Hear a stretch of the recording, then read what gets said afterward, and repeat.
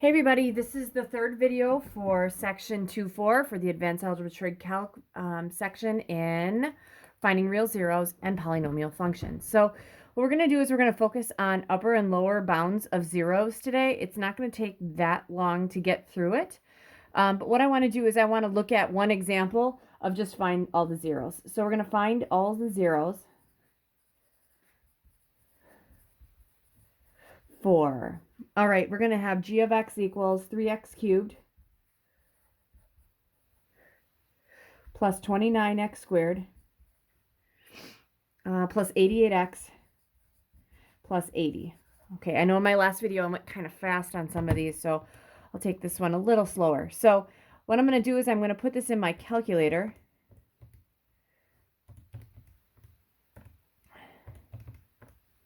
Knowing that I should have 3 zeros. And if I'm looking for a 0 here, looks like I have one at -4. So it looks like I do have one there. All right, so let's see what happens here. So if x equals -4 is 1, that means that this would be equal to x plus 4 times some other things. So let's break this thing down and put a -4 in here. We're going to have a 3, a 29, an 88, and an 80. All right, and do synthetic division on this. Since this should be a 0, that means that x plus 4 should be a factor, which means we should get a 0 for our remainder. Drop the 3. 4 times -3 is -12. Add down, what, that's 17. 4 times 17, I don't know off the top of my head. 68. Add down, I am going to get what? 156 times -4. Did I mess up something?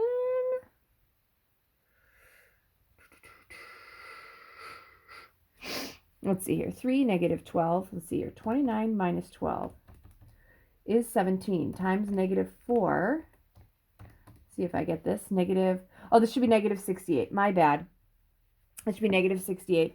So then if you add downward here, sorry about that. I always make mistakes. I make mistakes sometimes. That's 20. -4 times 20 is -80. That equals 0. So it looks like I have that remainder constant xx squared. So we got 3x squared plus 17x plus 20 equals 0. And I'd try to see if I can factor that. 20 is probably going to be 4 and 5. On the outside, I have a 12. On the inside, I have a 5. 12 plus 5 does give me what I need. So it looks like factored. This is going to be a x plus 4, actually 2x plus 4s, and then a 3x plus 5. All right, that's completely factored, which means my zeros would be -4. This is a double root. All right, and then this guy, so this would give me x equals -4, and this would give me x equals -5/3. All right, so if you graphed it, which I could totally look at it, at -4, -5/3 would be here. It's going to rise to the right and fall to the left. It's going to rise here, go through here, and then bounce and do something like that. And zoom 6.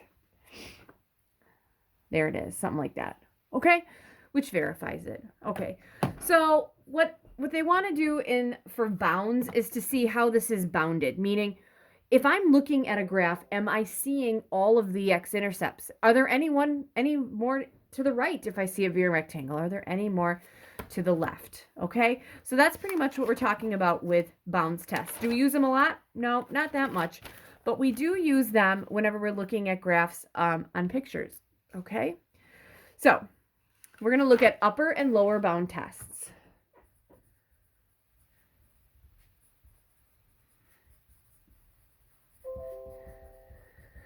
Okay, upper bound.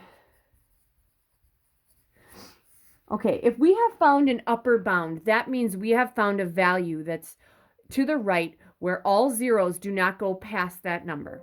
Okay, so upper bound would be an x value where there are no zeros to the right of it.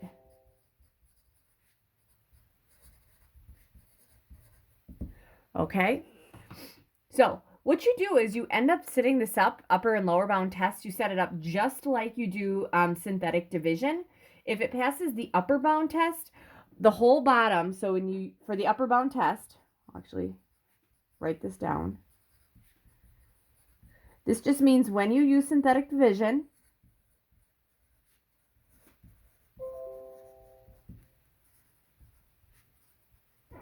oops, sorry, my battery's getting low. When you use synthetic division, the bottom row is all non-negative.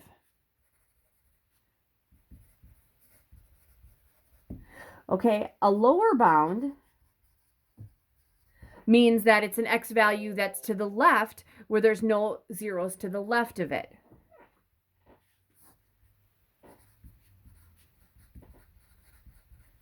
And I apologize, my lighting is horrible.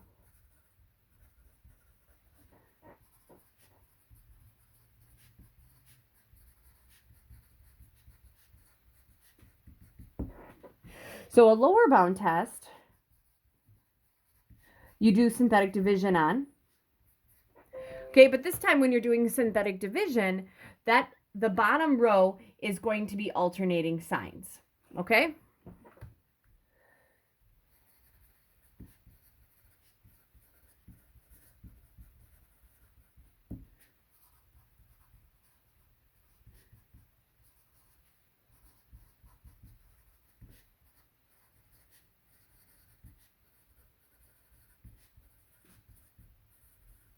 Okay, so that's what we're going to do. We're going to look at an example, and we're going to use upper and lower bounds to show that everything is between this interval, like all the zeros are between there. Okay, so I'm going to get rid of this. Okay, so we're going to use upper and lower bound test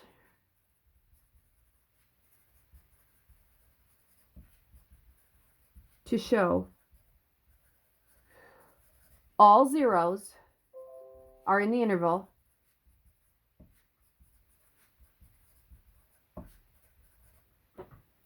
-4, 1.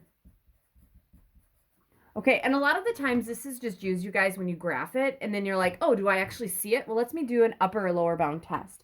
So let's do the upper bound test first. So what we're going to do is use synthetic division on the 1 because that would be the highest value.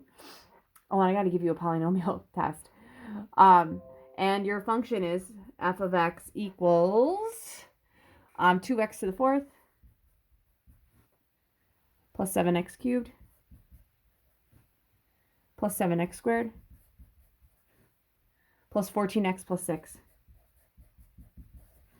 Okay, I'm not sure if I've ever found all the zeros for this one, but that is what this is. All right, here we go. So across the top, we're going to have a 2, a 7, and a 7. A 14 and a 6. Okay, drop the 2. 2 times 1 is 2, add down 9. 9 times 1 is 9, add down 16. 16 times 1 is 16, add down 30. 30 times 1 is 30.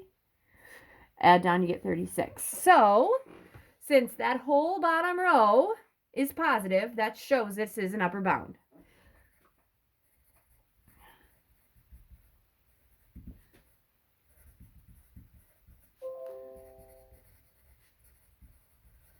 All right, so there's nothing to the right. So if I had a graph, you guys, that went from 1 to -4, okay, and I have all the stuff in here. At 1, there is nothing to the right. Everything is to the left. Now what I'm going to do is show that -4 is a lower bound. So there's nothing to the left. Hopefully, we'll cross our fingers. So use the same thing. 2, 7, 7, 14, 6. All right, drop the 2. 2 times -4 is -8. Add down -1. -1 times 4 is 4. Add down 11. 11 times -4 is -44. Add down, we're going to get what? -58. Okay, -58 times 4. I do not know 58 times 4 off the top of my head. That is going to give me what? 232, which gives me 238. This is positive, negative, positive, negative, positive. Alternating signs means it is a lower bound.